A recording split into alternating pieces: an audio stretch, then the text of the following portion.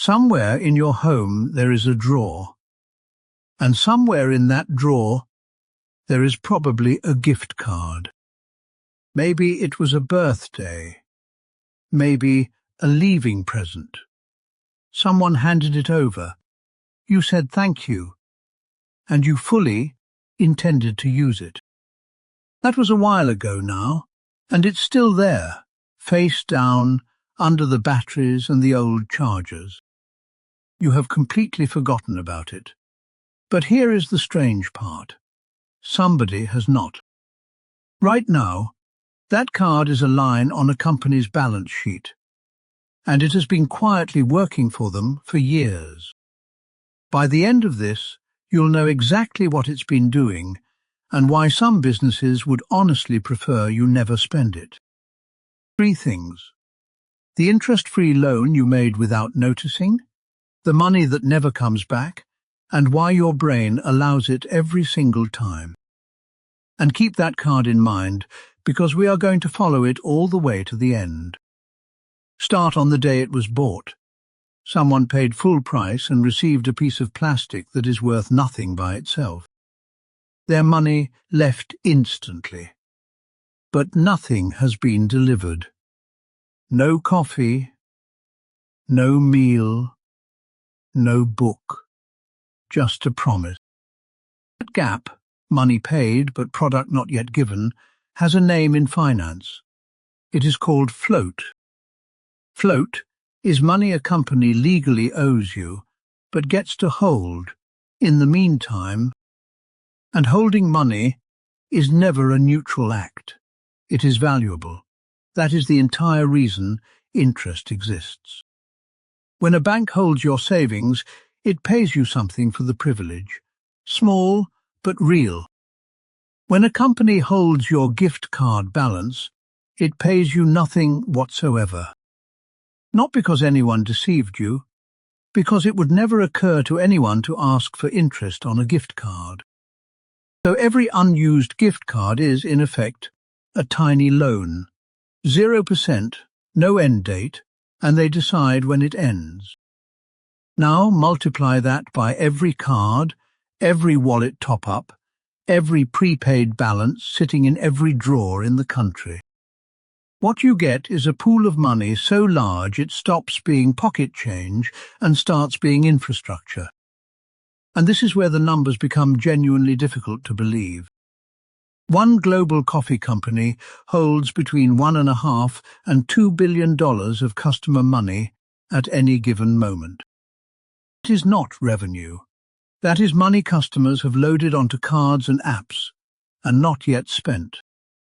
In its own accounts, it appears as a liability, money owed, coffee not yet poured. For comparison, the great majority of commercial banks in its home country hold less than $1 billion in total assets. So a coffee chain sits on more customer money than most actual banks do, and pays no interest on a single cent of it. It is not a scandal. It is disclosed, legal, and printed plainly in the accounts every year. It is simply the best value loan in modern business, and it is funded almost entirely by ordinary people buying gift cards. But here is the thing. The free loan is not even the profitable part. The most profitable part is the money that never comes back at all, which brings us straight back to your drawer. Because a predictable share of every gift card ever issued is never redeemed, not delayed, never. The card under the chargers, the wallet app you stopped opening, the last small amount, not quite enough for anything. That money has a name too, and it is a surprisingly honest one. Accountants call it breakage. Breakage is revenue from something that was never delivered. No product, no service, no cost. The purest profit that exists. In that same coffee company, roughly 1/10 of all stored balances are never redeemed at all. 1/10 sounds small. Applied to billions of dollars every year, it becomes a serious business by itself. And across one country alone, the value of unused gift cards runs well into the tens of billions. So think about what that means for your card, specifically.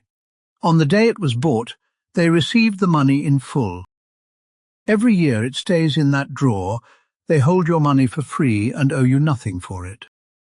And eventually, once enough time has passed, accounting rules let them stop calling it a debt and start calling it profit. Your forgotten gift card doesn't simply cost you, it pays them twice. So why does this work so reliably? On careful people, on sensible people, year after year.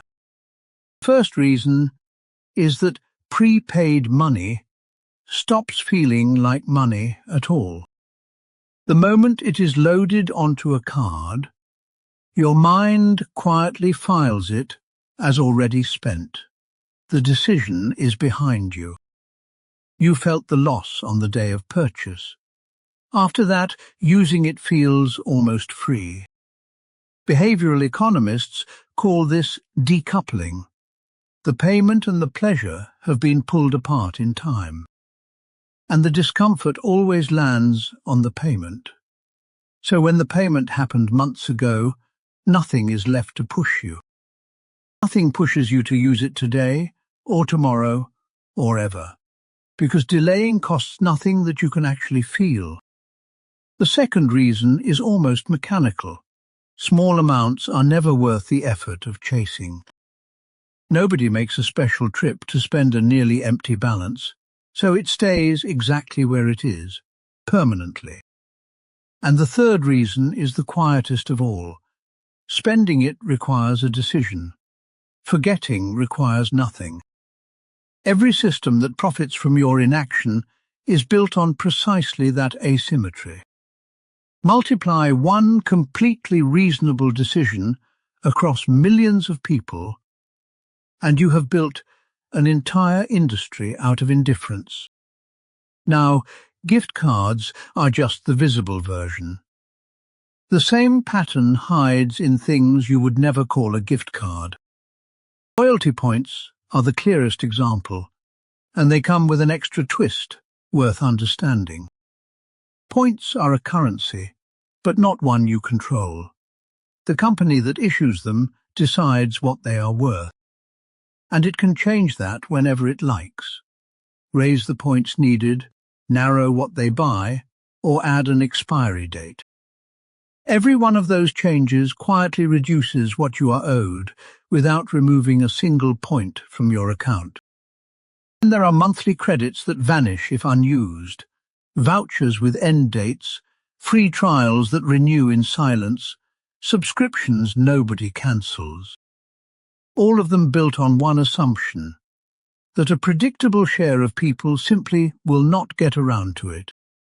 And there is one more detail that almost never gets mentioned, which matters more than all of it. Money inside a company's system is not money in a bank. It usually is not protected the way your savings are. If that business fails, you are not a protected saver holding a guarantee. You are an unpaid customer standing in a queue. So what do you actually do? Nothing dramatic. Spend the oldest balance first and clear the small remainders on purpose. And load less, closer to when you will actually spend it. Every balance you don't preload is a free loan you never handed over. Now go and open that drawer, because the card inside it was never really forgotten. It has been working this whole time, just not for you.